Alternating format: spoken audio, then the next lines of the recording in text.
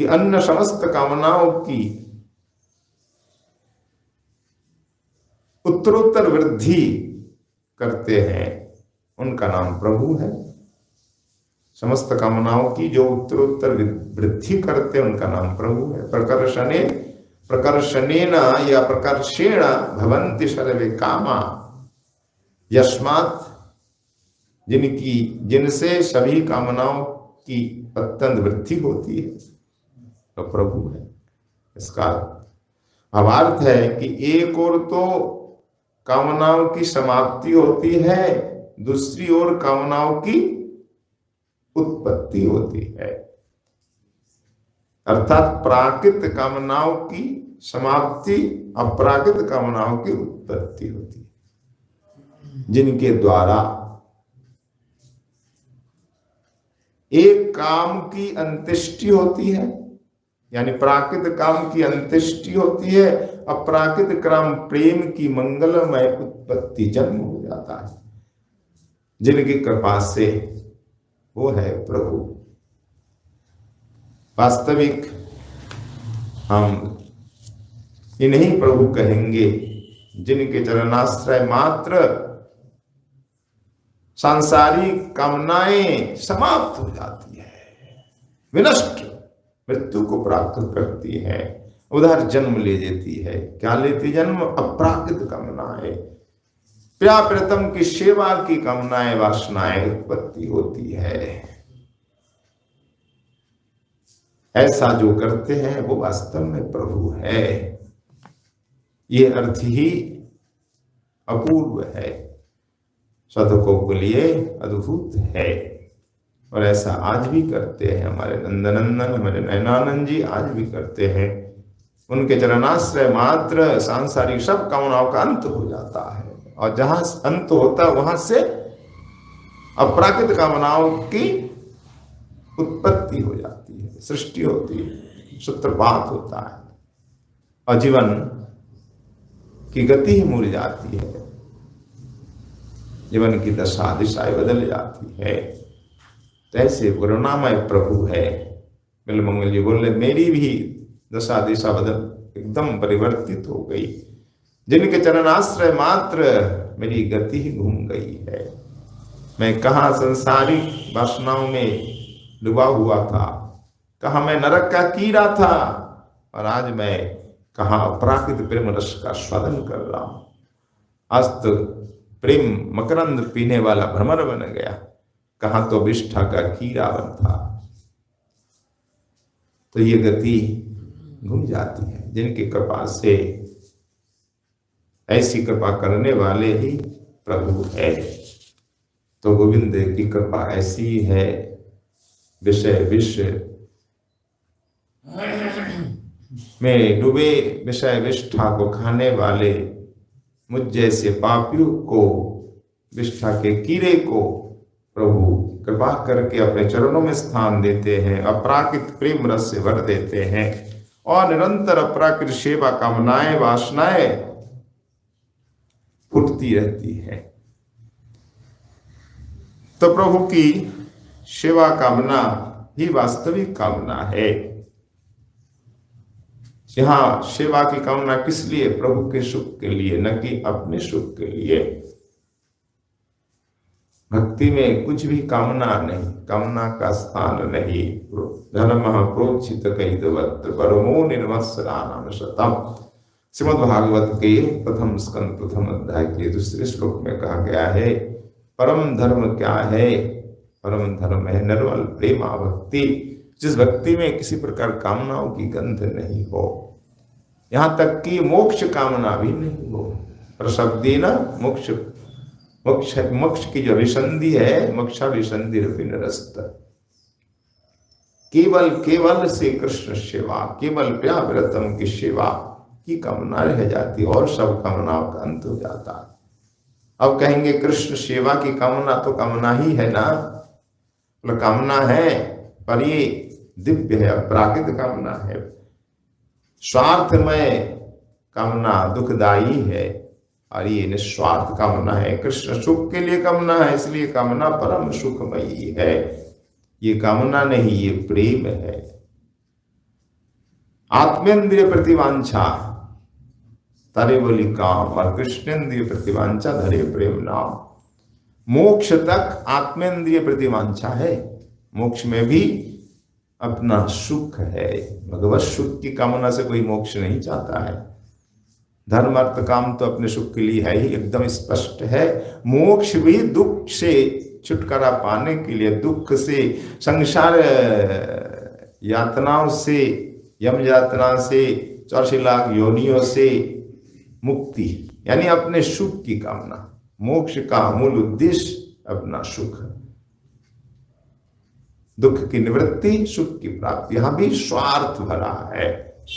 प्रभु सेवा के लिए कोई मोक्ष नहीं चाहता है, मोक्ष तो अपने लिए चाहता है, संसार से मुक्ति पाना चाहते हैं। तो मोक्ष में भी कृष्ण सेवा नहीं है, कामना रहित नहीं है, कामना रहित कृष्ण सेवा। यहां संत भक्त मुक्ति नहीं चाहते, दीयमानम न गृह्णन्ति बिना मत सेवनम जना, देने पर भी मुक्ति नहीं चाहते, केवल सेवा, केवल सेवा। यहाँ कृष्णेंद्रिय प्रतिवांछा, अपने इंद्रियों के प्रति नहीं है, अपना सुख नहीं है, अपने सुख की भावना कामना नहीं है, लेश मात्र भी नहीं है, केवल केवल प्रिया प्रियतम के सुख। जहाँ केवल प्रिया प्रियतम के सुख के लिए कामना है, वो कामना दिव्य है, अलौकिक है, अनिर्वचनीय है, उसे कामना नहीं कहेंगे। दिव्य प्रेम है वो, काम नहीं प्रेम है। तो कृष्णेंद्रिय प्रतिवांछा धरे प्रेम नाम। तो प्रभु सुख के लिए प्रभु सेवा की कामना, ये कामना तो होनी ही चाहिए।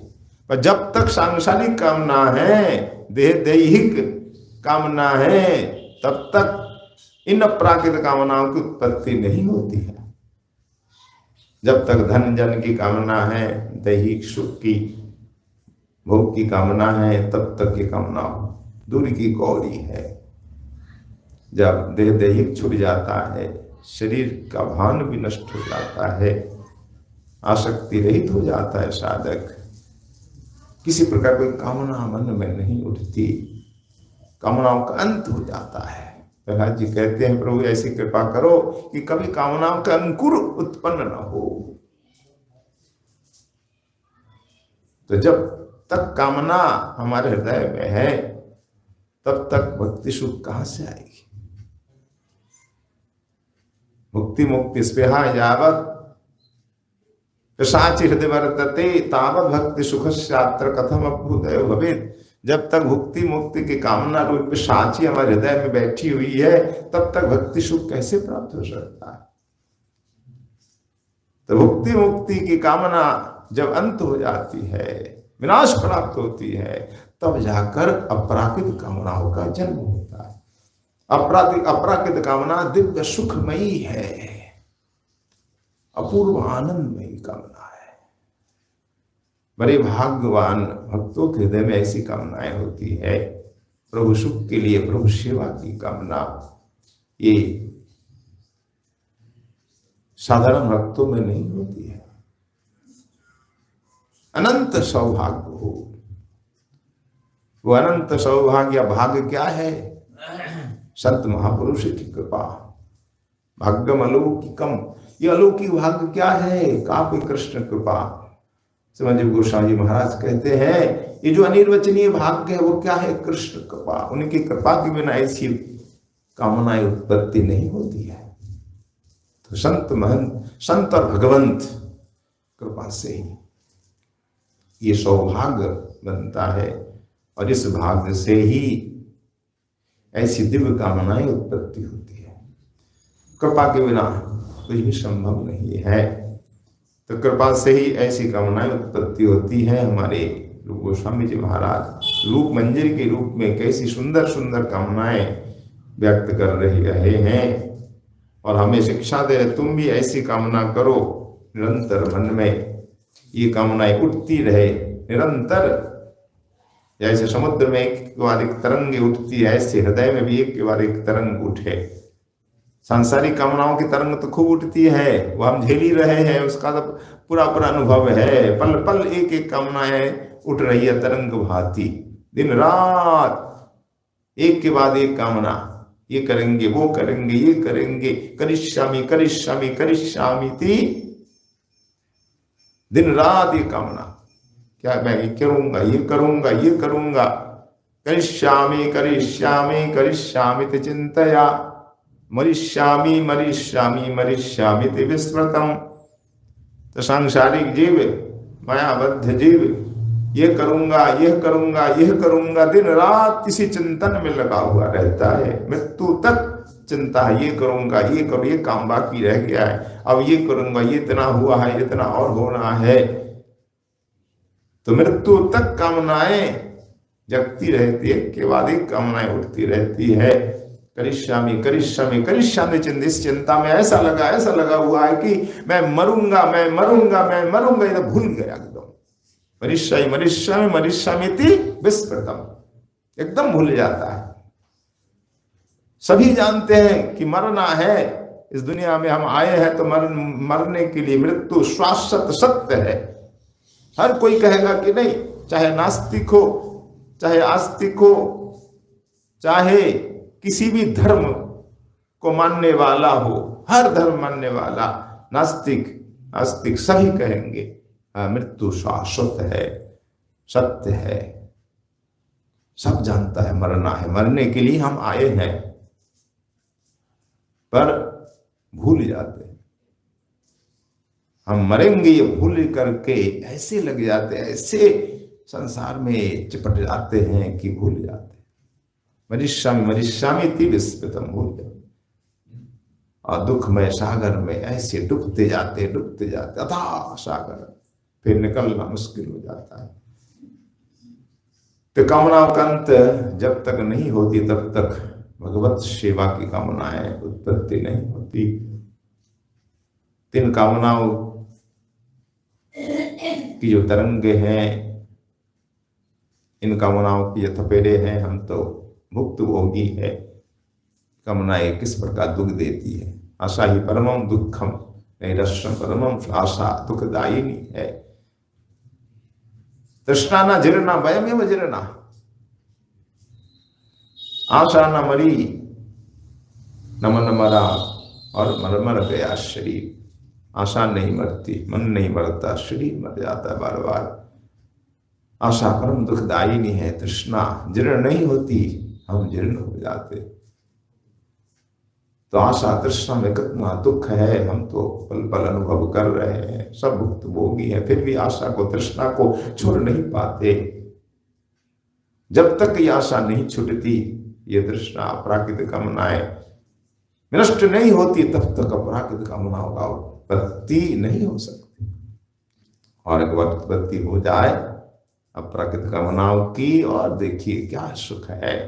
भक्त निरंतर ठाकुर की सेवा में ऐसे संलग्न हो जाता है। आज ऐसा श्रृंगार करेंगे, आज राधा नयनानंद को इस प्रकार सजाएंगे, आज ये भोग लगाएंगे, ये सेवा करेंगे, वो सेवा में ऐसे तन्मय हो जाते हो, क्या आनंद। तब तो आनंद की धारा बह चलती है, स्रोत फूट जाता है आनंद का। अद्भुत आनंद ही आनंद है। आनंद सागर में सत्य भक्त सरावर होता है, झूमने लगता है।